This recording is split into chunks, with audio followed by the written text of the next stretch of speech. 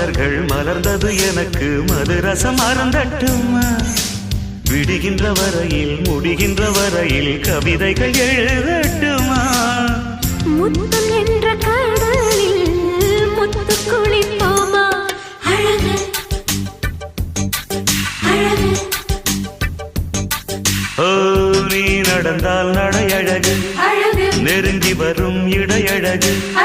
வேலெறியும் விழியழகு